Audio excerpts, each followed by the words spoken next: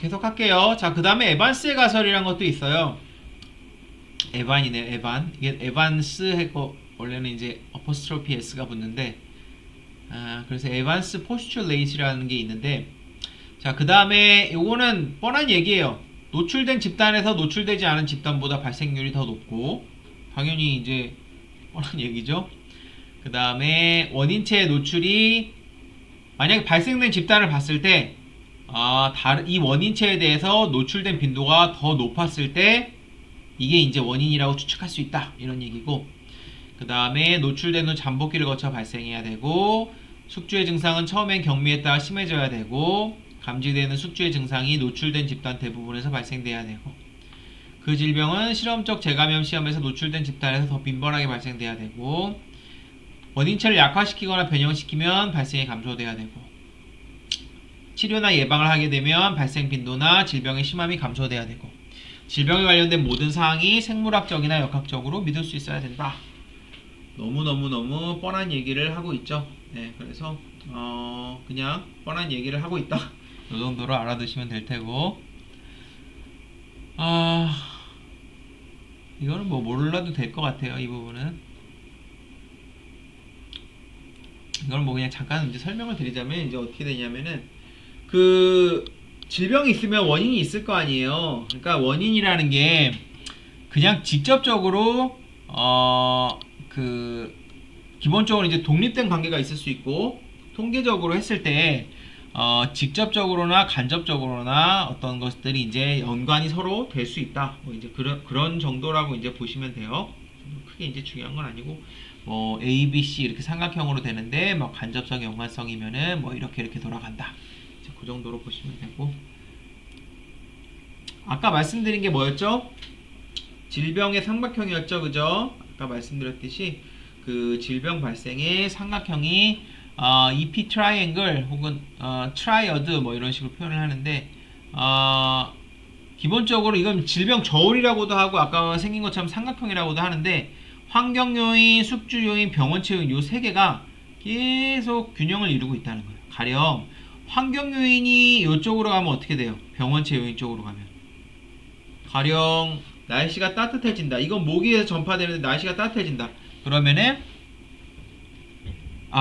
환경 요인이 만약에 이쪽으로 가면 어떻게 돼요? 시소라고 생각해 보세요. 시소라고 생각해 보면은 병원체 요인이 밑으로 더 가라앉는 거죠. 그쵸? 날씨가 따뜻해진다든지 모기가 하여튼 더 창궐하는 시점이다. 그래서 환경 요인 자체가 병원체 요인에 조금 유리하게 그렇게 흘러간다. 그러면은 이쪽으로 가겠죠. 환경 요인은. 그러면은 병원체 요인이 밑으로 가라앉으면서 병원체랑 숙주의 싸움이라고 그랬죠. 질병은. 그러면 병원체가 숙주를 이기는 거예요. 환경 요인이 날씨가 너무 추워진다. 세균성 질병인데 그렇게 되면은 이번에는 숙주에 더 유리하게 가죠. 그러면 숙주가 병원체를 누르게 되고. 자, 이번에는 병원체 요인. 변종이 생긴다든지 그러면 어떻게 돼요? 얘가 더 무거워지는 거죠. 그럼 이게 이게 밑으로 내려가면서 숙주를 더 누르게 되고. 숙주 요인. 가령 백신을 맞는다든지 치료제가 개발이 됐다든지 아니면은 매일매일 운동을 해서 면역력이 좋아졌다든지 그러면은 병원체 요인은 그대로 있지만 숙주 요인이 강해진 거죠. 그러면 숙주 요인 쪽으로 가라앉게 되겠죠. 그래서 병원체, 숙주, 환경 이 세 가지가 어떤 삼자 간의 평형을 이루면서 삼각형을 구성을 하고 있다. 하나가 무너지거나 하나가 세지거나 하나가 약해지거나 이런 식이 있으면은 질병 발생에 지대한 영향을 미칠 수가 있다. 그래서 병원체 요인, 숙주 요인, 환경 요인인 세 요소 중 하나 또는 그 이상의 변화가 있어. 삼자 간의 평형 상태가 깨질 경우 질병이 발생하거나 질병 발생이 증가 또는 감소한다는 개념. 그렇죠? 자, 질병 발생하는 이제 3대 요인에 대해서 한번 보도록 하겠습니다. 자, 그러면 질병 발생 3대 요인이 뭐죠? 병원체, 숙주, 환경 이 세 가지가 있는 거예요. 그렇죠? 자, 처음에는 이제 병원체. 자, 우리가 이제 기본적으로 이제 어떤 병을 일으키는 원인이라고 하면은 뭐 코로나 바이러스 뭐 자꾸 제가 이런 얘기 했지만 그런 식으로 전염되거나 하는 게 아닌 경우도 있어요. 병원체라는 건. 질병을 일으키는 원인이 어떤 그런 감염성 질병에 걸리지 않아도 영양실조가 있다든지 아니면은 어떤 알러지가 있는 사람이 꽃가루 알러지가 있는 사람이 꽃가루에 노출이 됐다든지, 그쵸?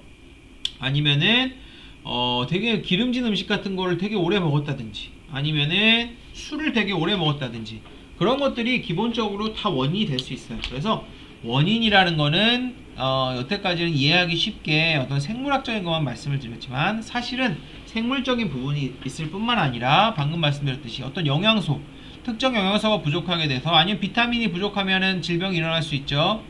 그 다음에 알러젠이라든지 독소라든지 동물약품이라든지 이런 식으로 어떤 외인적인 화학물질, 가령 독버섯을 먹고 죽는다 그러면은 원인체는 독버섯이 되는 거죠. 자연 독소.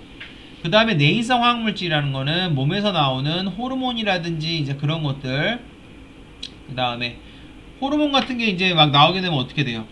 특정 호르몬이 막 나오게 되면은 어떤 몸에 있는 성호르몬이라 그러면은 어떤 성기관 같은데 종양이 생긴다든지, 그쵸? 그런 것들이 이제 생길 수가 있는 거죠. 그쵸? 생식기에 종양이 생긴다든지. 그 다음 유전적인 소인도 있을 수 있죠. 그 다음 물리적인 소인, 제가 방금 뭐 말씀드렸듯이 뭐 방사능을 쬐다든지, 아니면은 뭐 고온, 저온, 압력 이런 식으로 물리적인 소인이 있을 수도 있고, 그리고 기본적으로 우리가 아는 바이러스라든지 세균이라든지 기생충이라든지 이런 생물학적 병원체도 있을 수 있고, 굉장히 다양하다 병이는. 자, 그래서 아무래도 역학이고 공중보건 쪽이다 보니까 이런 병인이 다양하게 있지만 주로 포커스 맞추는 쪽이 이제 전염병, 그 중에서도 이제 생물학적인 전염병 쪽이라고 보시면 되고. 자, 그래서 기본적으로 병원체가, 자, 저희가 이제 이 균형을 봤을 때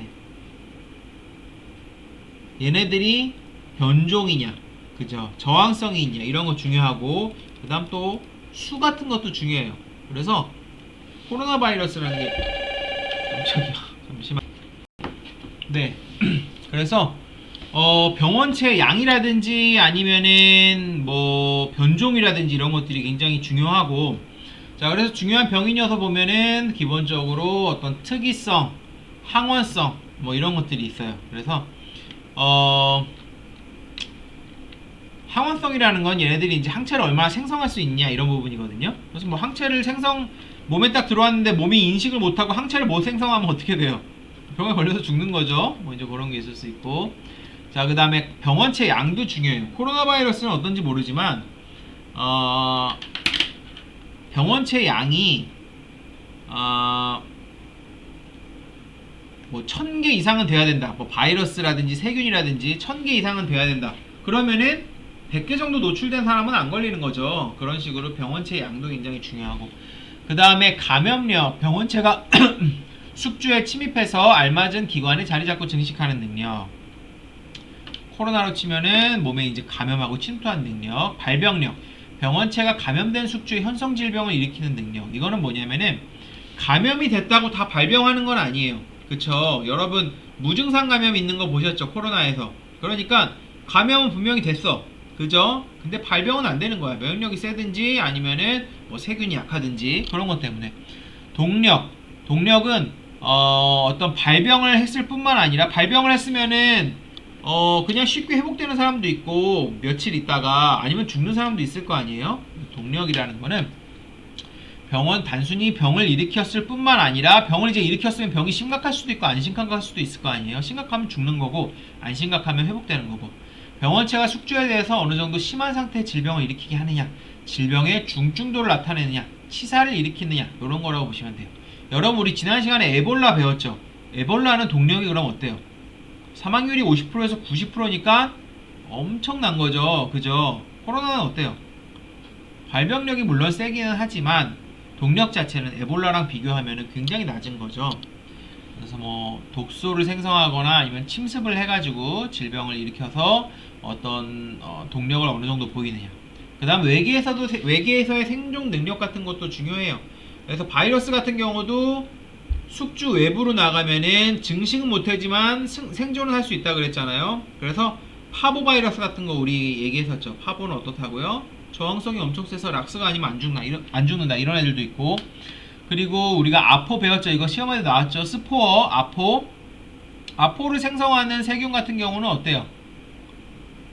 아포를 생성하는 세균은 내열성이 굉장히 좋죠. 그리고 그러니까 뜨거운 데서도 살아남고 건조한 데서 살아남고 저항성이 엄청 센 거예요. 그러니까 일반적으로 바이러스는 쉽게 사멸이 되는 편이지만 스포를 생길 정도의 어떤 세균 같은 경우는 저항성이 굉장히 높은 거죠. 외계에서 생존 능력 굉장히 높죠. 그 다음 뭐 병원체가 변종이 있냐 내성이 있냐 이런 것들, 어떤 약에 대해서 내성을 보인다든지 아까 말씀드렸듯이 뭐 델타 변이를 일으킨다든지 이런 부분들. 자, 그 다음에 병원체와 숙주의 상호 반응. 그래서 뭐 어떤 이거는 이제 감염의 실패 같은 거 이제 일으킬 수 있는 것. 가령 병원체 양이 불충분한다든지 아니면 아까 말씀드렸듯이 1000개는 있어야지 감염이 일어나는데 세균이 너무 적은 거예요. 그 다음에 침입하는 루트가 부적당한 경우도 있어요. 그쵸? 그러니까 가령 어떤 질병 같은 경우는 뭐 에이즈 같은 거 볼까요? 에이즈는 어떻게 전파되죠? 보통 성적 그걸로 이제 전파가 되는 거죠. 단순히 말하고 코로나처럼 말하고 이런 걸로는 전파가 안 되는 거예요. 그러면은 에이즈 걸린 사람이랑 내가 대화를 나눴다고 해서 밥을 같이 먹는다고 해서 안 걸리는 거예요. 그런데 코로나는 걸리는 거죠. 그러니까 이것도 침입되는 루트가 있는 거예요. 그쵸? 어떤 경우에는 에이즈 같이 성적 전파가 있는 거고 코로나처럼 호흡 전파가 있는 거고, 그리고 아까 우유 먹고 설사하는 건 어때요? 이거는 위장으로 전파되는 거죠. 그죠? 그런 식으로 뭐 다양하게 있을 수 있고. 그래서 감염이 성공되면은 어떻게 돼요? 아까 말씀드렸듯이 발병이 날 수도 있고 안 날 수도 있어요. 발병이 안 나면은 우리가 소위 코로나에서 얘기하는 무증상 감염이 되는 거예요. 증상은 없고 감염은 된 거예요. 그죠? 그리고 그러면 감염은 됐으니까 이 사람들은 검사해보면 코로나 검사하면 양성으로 나오는 거죠. 그죠? 증상은 없어. 이게 무증상 감염이라고 하고 조금 어려운 말로는 불연성 감염이라고 합니다. 그 다음엔 감염이 성공돼서 질병이 발현되는 경우가 있어요. 코로나에 걸렸더니 기침 나고 콧물 나고 근육통 생기고 열이 나기 시작한다. 그러면은 무증상이 아니고 감염이 돼서 실제로 질병이 있는 거죠. 이걸 질병 발현 혹은 현성 감염이라고 합니다. 그래서 불연성 감염이랑 현성 감염 이 두 가지가 있어요. 자, 그 다음에 감염의 종결을 보면은 감염의 종결이라는 게 뭐예요? 감염이 끝나는 거죠. 감염은 어떻게 하면 끝날까요? 코로나는 어떻게 하면 끝나요? 사람이 죽든지 사람이 회복되든지 둘 중 하나예요. 그래서 완전 회복이 되는 경우가 있고 그 다음에 후유증을 남기는 경우도 있어요. 그쵸? 어떤 질병에 걸렸는데 이 질병으로 인해서 후유증이 생기는 경우도 있고 그 다음에 죽는 경우도 있고, 그죠? 그 다음에 병원체의 숙주 내의 존속 여부, 완전 소실된 상태도 있고 복용 상태도 있어요. 코로나 같은 경우는 일단은 몸에서 다 저지레치고 나가는 거죠. 소실되는 거예요. 그런데 어떤 질병 같은 경우, 제가 뭐 에이즈 아까 얘기했죠. 에이즈는 어때요? 들어와서 수십 년을 사는 거예요. 복용을 계속하는 거예요. 그렇죠? 계속 전염시키면서, 그렇죠? 그렇게 돼서 종결이 안 될 수도 있고. 자, 감염이 되고 나서 면역 획득 여부도 있어요. 그렇죠? 아까 말씀드렸듯이 코로나는 감염되면 항체가 생기죠. 그렇죠? 그럼 면역 획득된 거예요. 그러면은 면역 획득될 수도 있고, 면역 획득이 안 되는 경우도 있어요. 그렇죠? 어떤 질병은 면역 획득이 안 되는 경우도 있고, 똑같은 코로나라도 어떤 사람은 두세 번씩 걸린 사람도 있죠. 이건 면역 획득이 안 된 거죠. 그죠? 그래서 감염이 그런 식으로 종결이 면역 획득하면서 종결될 수도 있고 그렇지 않을 수도 있고. 자, 복균자라는 것은 불연성 감염이거나 또는 질병에서 회복된 상태이거나 임상적으로 질병이 없는 상태에서 감염원이 되는 숙주. 그래서 뭐 잠복기일 때 아니면 회복기일 때 건강할 때 질병을 발생하지는 않지만 균을 가지고 있는 사람을 우리가 복균자라고 합니다. 그렇죠? 어쨌든 질병은 드러나지 않았는데 균은 계속 갖고 있는 거예요. 무증상 감염자 같은 경우는 계속 갖고 있는 거죠. 그렇죠? 그런 식으로 이제 보시면 되고. 자, 그래서 아까 말씀드렸듯이 종결이 되는 거는 회복되든지 후유증을 남기든지 사망하든지, 처음에 이제 침입이 돼서 처음에는 이제 감염은 됐으니까 불연성 감염이 돼서 그냥 내가 계속 무증상으로 감염이 끝날 수도 있고, 처음에는 잠복기가 있으니까 감염 징후가 없겠죠. 그러다가 현성 감염이 돼서 본격적으로 증상이 나타나는 거예요. 증상이 나타났을 때는 어때요? 처음에는 병세가 온화하다가 이게 죽을 때가 되면은 악화되는 거죠. 그쵸? 병세도 악화되든지 위중하게 됐을 때 종결될 수도 있고 이게 회복될 수도 있는 거예요. 그래서 결론적으로는 회복이 되든지 사망이 되든지 그런 식으로 결론이 날 수밖에 없고, 자 이건 뭐 전염의 관점이랑 질병의 관점이랑 나와서 본 건데 그냥 중요한 부분은 아니고, 전염의 관점에서 봤을 때는 내가 병에 걸리든 안 걸렸든 다른 사람한테 전파가 되느냐 안 되느냐 여부가 중요하다는 거고, 질병의 관점에서 봤을 때는 내 몸에서 병을 일으키냐 안 일으키냐가 중요하다는 거예요. 그래서 잠복기라 그러면 우리가 뭐예요? 코로나로 치면 2주, 최대 2주가 되는 거죠. 감염이 되고 나서 바로 증상을 보이는 게 아니에요. 바로 증상이 발현돼서 바로 질병이 나타나는 게 아니고 어느 정도 얘가 안에서 증식도 하고 면역이랑 싸워서 이길 만한 시간이 필요하다는 거예요. 그게 잠복기인 거고, 코로나는 이게 2주가 되는 거죠. 그래서 질병의 관점에서 봤을 땐 처음에 감수성이 있고 잠복기가 있고 증상이 이제 발현이 되고 그러다가 회복이 되든지 죽든지 둘 중 하나가 되는 거죠. 자, 우리 광우병 배웠죠? 광우병은 잠복기가 시험에도 나왔죠? 몇 년 걸린다고 그랬죠? 그러면 이거는 증상이 발현될 때까지는 잠복기가 워낙 기니까 알 수가 없는데 전염은 되는 거예요, 이 시기에도. 그죠? 그러니까 무서운 거라 그랬죠? 그쵸? 그래서 어떤 전염의 관점에서 봤을 때랑 질병의 관점에서 봤을 때랑 잠복기나 잠재기 전염기가 다 일치되지는 않습니다.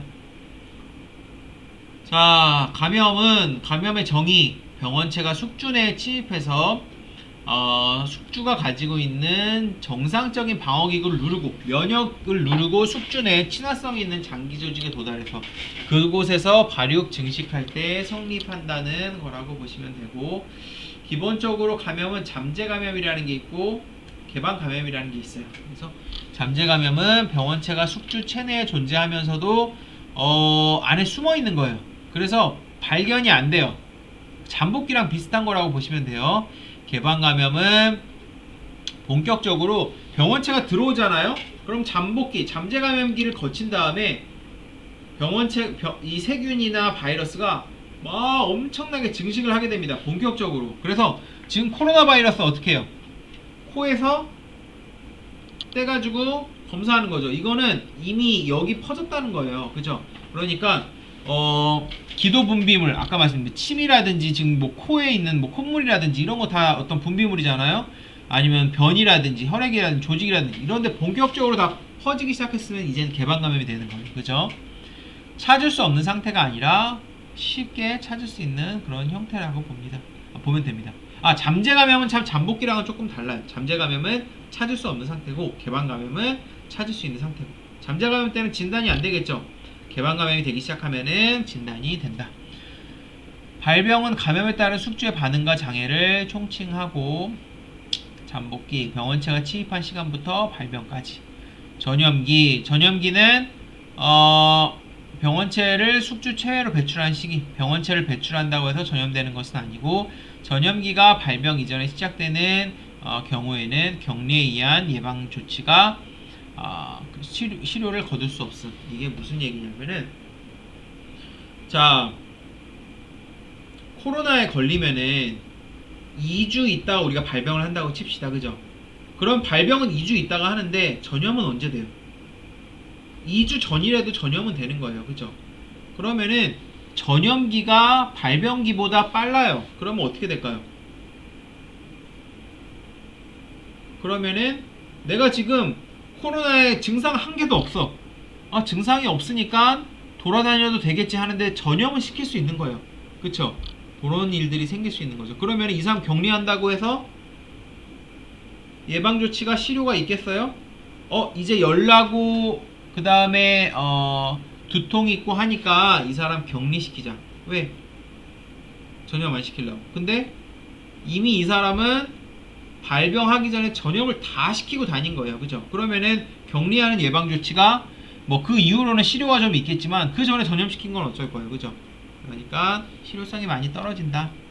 그리고 불연성 감염, 준임상적 감염도 예방관리가 어려워요. 이건 무슨 얘기냐면은 아까 말씀드렸듯이 불연성 감염이 뭐라고요? 무증상 감염. 무증상 감염은 이 사람이 증상이 없으니까 병에 걸렸는지 안 걸렸는지 몰라요. 근데 전파는 다 하고 다녀. 그죠? 코로나 보면은 20대가 무증상 증상 감염이 많아서 질병 다 전파하고 다닌다 이런 얘기가 많죠. 그게 바로 이런 거라고 보시면 됩니다. 자, 숙주의 요인은 어떤 게 있을까요? 제일 중요한 건 아까 말씀드렸듯이 연령. 나이가 많든지 나이가 어리든지 하면 면역력이 떨어질 수밖에 없는 부분이고, 그 다음에 성. 성은 뭐예요? 남성이냐 여성이냐, 동물로 치면 암컷이냐 수컷이냐, 종과 품종, 그죠? 동물에서는 뭐 이게 있을 수 있죠, 그죠? 기본적으로 강아지 똑같은 종이라고 해도 세퍼트가 걸리는 병이랑 포메라니안이 걸리는 병이랑은 달라요, 그죠? 유전적 소인, 과거에 어떤 환경에 노출이 됐는지, 방사선에 노출이 됐는지 뭐 그런 것들, 그 다음 시기, 그쵸? 아까 말씀드렸듯이 좀 기름진 식사를 많이 하는 사람이랑 아니면은 뭐 채식을 하는 사람이랑 병에 걸리는 정도가 좀 다르겠죠. 뭐 채식을 한다고 꼭 건강한 건 아니지만 어쨌든 아니면은 뭐 채식, 육식 균형 잡힌 식사를 하는 사람이랑 어떤 발병이 되는 정도가 다를 수밖에 없다. 환경은 어때요? 아까 말씀드렸듯이 기후라든지 살고 있는 지역이라든지, 지역은 아까 그 제가 이제 댕기열 말할 때 뭐라 그랬죠? 지난주에 댕기열은 동남아에서 주로 걸린다. 웨스트 나일은 미국에서 주로 걸린다. 일본 뇌염은 동아시아에서 주로 걸린다. 결핵 시험에 나왔던 거 어때요? 결핵은 한국은 많은데 미국은 적다. 이런 식으로 지역에 따라서 또 많이 다르고, 기후에 따라서 많이 다르고, 왜 기후가 달라지냐, 어떻게 다르냐에 따라서 모기라든지 그런 것에 대한 것들도 많이 달라지고, 그죠? 그 다음에 날씨가 추워지면 바이러스가 판을 치고, 날씨가 따뜻해지면 세균이 판을 쳐요. 그쵸? 그런 거에 따라 다르고, 그 다음 뭐 사육을 어떻게 하느냐, 스트레스가 있느냐 없느냐. 스트레스도 굉장히 중요한 요인인 게, 스트레스가 많으면은 질병에 굉장히 잘 걸려요.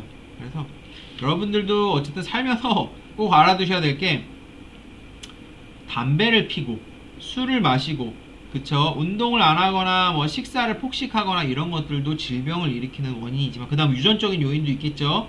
뭐 대장암이라든지 그 다음에 뭐 또 유방암이라든지 요런 몇몇 암들은 어때요? 유전적 요인이 굉장히 크다가 나와있죠, 그쵸? 근데 굉장히 간과하는 것 중에 하나가 스트레스예요. 스트레스가 질병 발생이랑 엄청난 연관이 있습니다. 사람도 그럴진데 동물은 더해요. 그래서 동물은 그 수송 스트레스라 그래갖고, 가령 그 소라든지 말을 갖다가 트럭에 이제 싣고 여기저기서 막 옮기고 그럴 거 아니에요. 그러면은 스트레스를 엄청 받아서 병에 굉장히 잘 걸리고 죽고 그래요. 그리고 뭐 축사가 너무 덥다든지 더럽다든지 춥다든지 이런 스트레스가 있게, 아니면은 옆에 개가 너무 심하게 짖는다든지 이런 스트레스가 있으면 또 어떻게 될까요? 병에 엄청 잘 걸려요. 그쵸? 병에 걸리게 되면 또 어떻게 돼요? 병에 걸려서 얘가 죽는 것도 문제지만, 젖소라 그러면은 우유가 안 나와요. 스트레스를 받아서. 돼지라 그러면 스트레스 받아서 살이 안 쪄요. 그러면 이거는 산업적으로 굉장히 손해가 큰 거죠. 어쨌든 그런 환경적인 요인도 스트레스 같은 것도 굉장히 중요하다. 환경 요인, 뭐 지역, 기후, 사육, 스트레스, 생물학적 환경,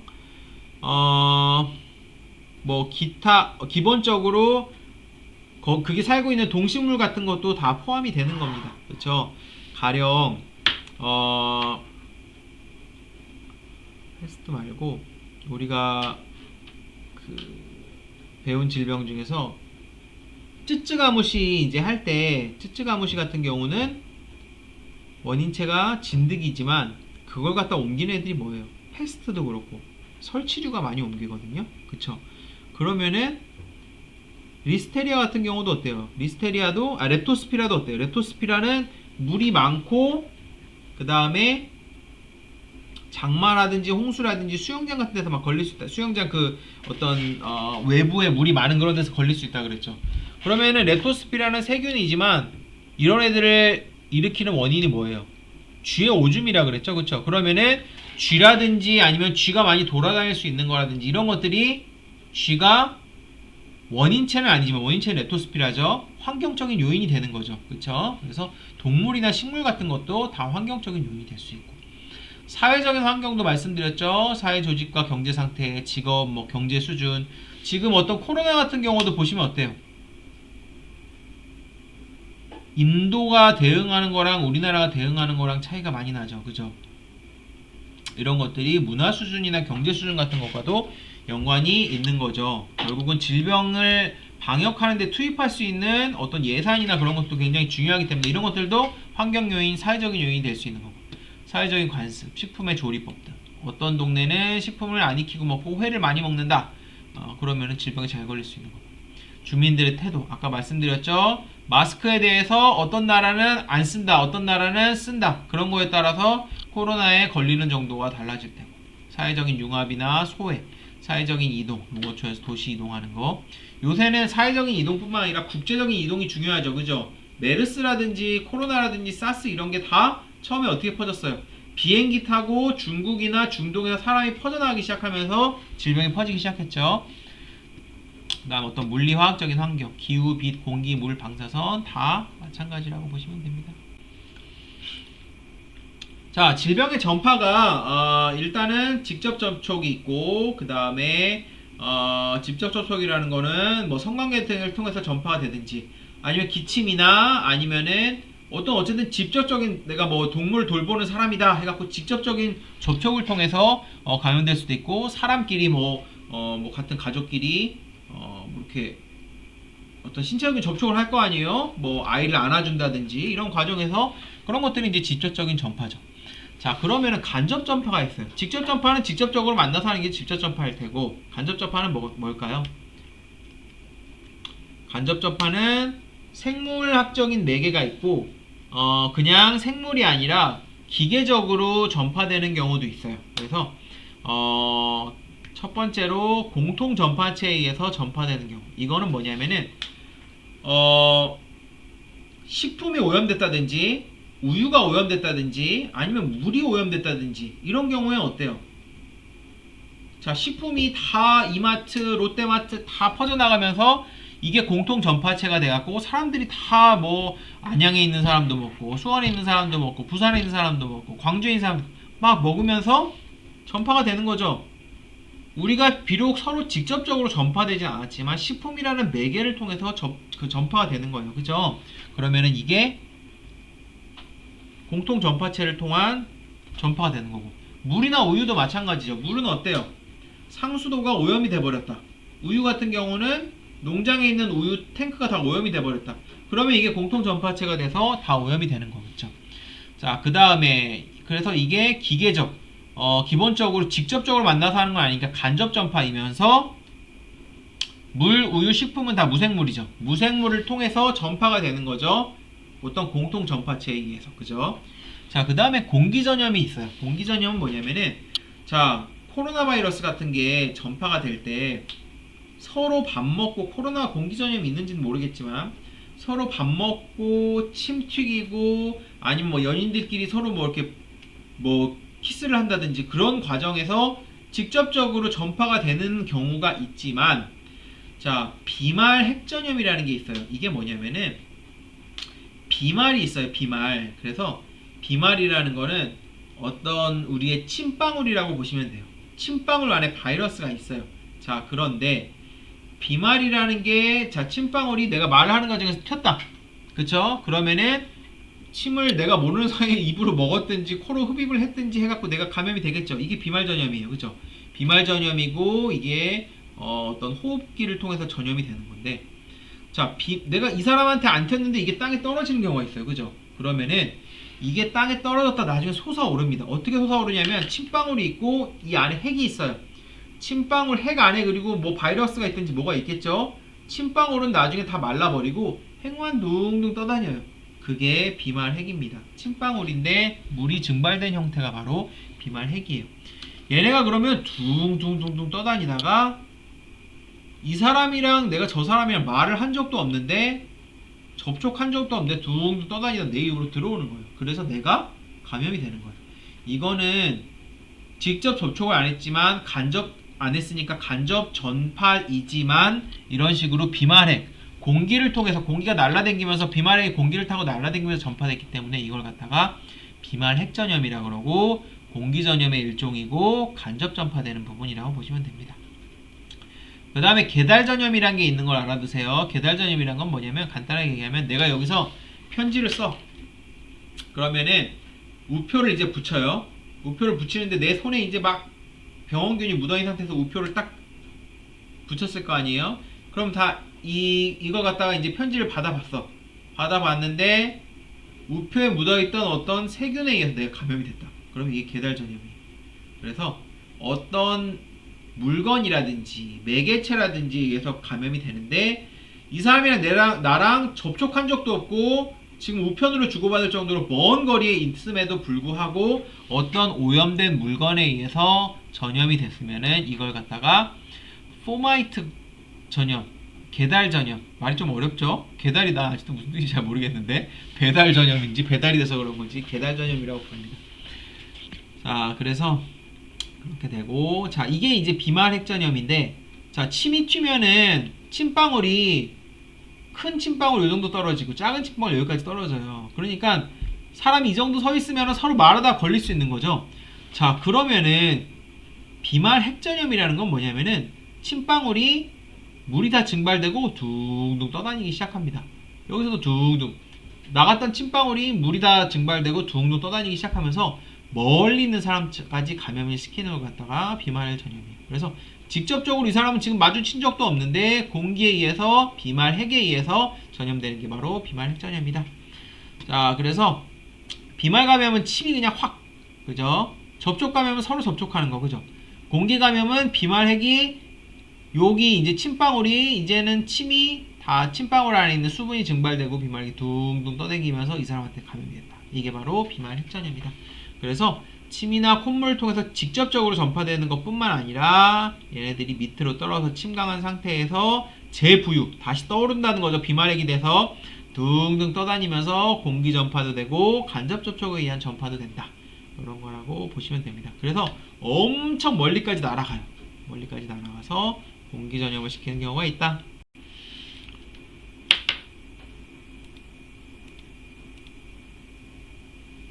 또 맞네. 자, 그 다음에 이제 물을 통한 전파가 있어요. 물을 통한 전파는 조금 쉬었다 하겠습니다.